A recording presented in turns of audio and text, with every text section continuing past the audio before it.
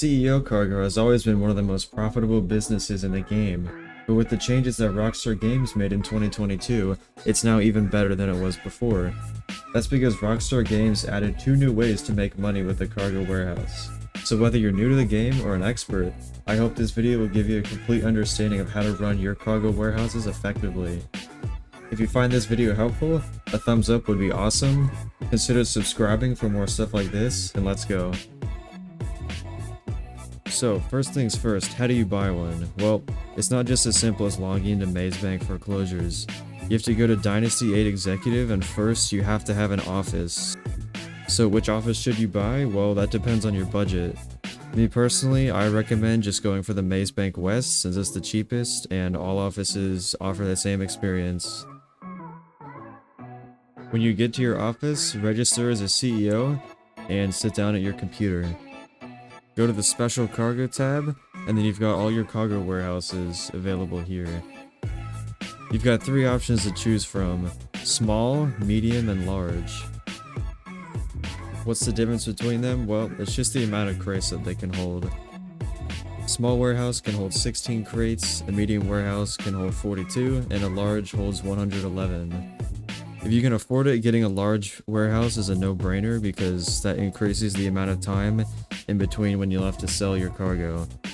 You can actually buy up to 5 warehouses. This means that having at least 2 of them is extremely helpful, and that's because after each resupply mission, you're gonna have a 5-minute cooldown.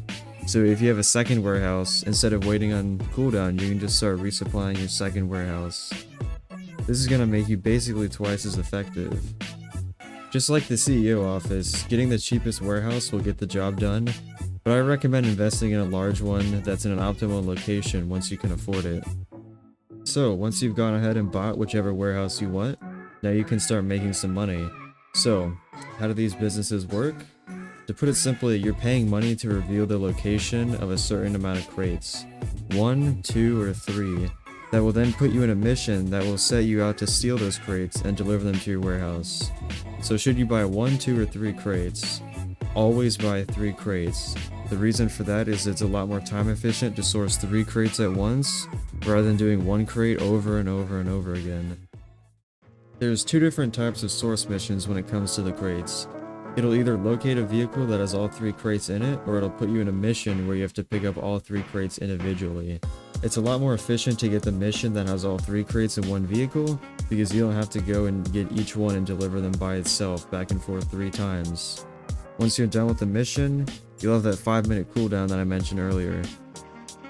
This is why it's really beneficial to have 2 warehouses, that way you can either fly back to your office, or just set your spawn location there, or if you have one, you can call a terabyte and source crates through there. Another way you could resupply quickly is through the Master Control Terminal in the arcade. If you haven't watched my short video on why the Master Control Terminal is hands down the best investment in the game, check it out after watching this video. Regardless of which way you choose to resupply your crates, having that second warehouse enables you to resupply each one back and forth with no cooldown. Just go back and forth and you'll be making almost twice the amount of money. With the changes Rockstar made in 2022, there's another way you can source cargo for your warehouses. Now when you go into your warehouse, you're going to have a staff member there. What you're going to want to do is walk up to them and pay them $7,500 to go and source some crates for you.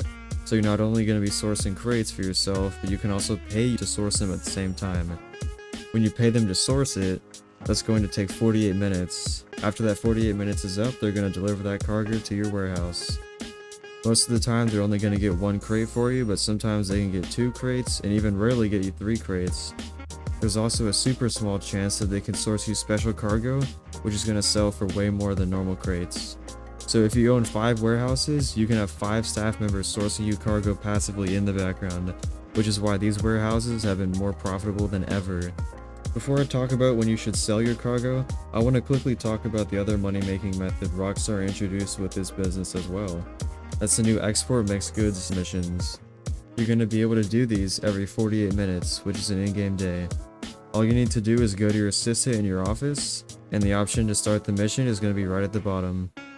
This is a really simple mission. You're just going to have to drive a truck to the drop-off point, and you're going to get $50,000 for that. So yeah, this is a nice little bonus to have every 48 minutes. Okay, Let's talk about when you should actually sell crates in your warehouses. If you sell 9 crates or less, you're only going to have 1 delivery vehicle to sell them in, which makes it really easy to complete solo. If you wait until you have up to 27 crates, it'll spawn 2 delivery vehicles, and anything above 27 crates is going to spawn 3 delivery vehicles. However, the good thing is that as of 2022, you can complete these missions in invite-only sessions. So it's much more beneficial to get your warehouses as full as possible. If you let them fill up all the way, you can wind up making $20,000 a crate. But if you were to only sell at 9 crates at a time, you'd only be making $14,000 per crate. It's up to you which method you choose, just pick one that fits your playstyle the best. For most players, I recommend doing these in an invite-only session. If you did want to risk it though, and sell in a public lobby, you're going to get 2% extra money for each player in the lobby. That decision is up to you. If for whatever reason you get griefed or somehow fail the mission, I want you to pause the game, go to the online tab, and find a new session instantly. That's because if you do it instantly, the game won't actually have saved that yet, and you'll spawn into a new lobby with all the crates you had before. If you want to upgrade your delivery vehicles, just go into your warehouse and find the red toolbox. It looks like a little hammer and screwdriver icon on the minimap. Here, you can choose which vehicle to upgrade. For the truck, you can purchase an armor upgrade and bulletproof tires. For the plane, you can get an armor upgrade and an improved jammer. And for your boat, you can upgrade the armor again and the speed of the boat. One last thing I wanted to say before the video ends, if you guys already have a different business you mainly use to make money, or maybe you just do the Perico heist, I recommend slowly filling up your warehouses and using the staff members, and eventually every few months Rockstar will do a week where they payout for CEO cargoes increased, and if you happen to sell all of them during a bonus week, this makes it sort of like a passive business that has a huge payout once every few months or so. Anyways guys, that's about it for me today. Thank you for watching this video all the way through. I hope you gained some knowledge about the CEO cargo business. This took a long time to make, so I'd really appreciate it if you liked the video. I hope I've earned your subscription. Anyways, peace.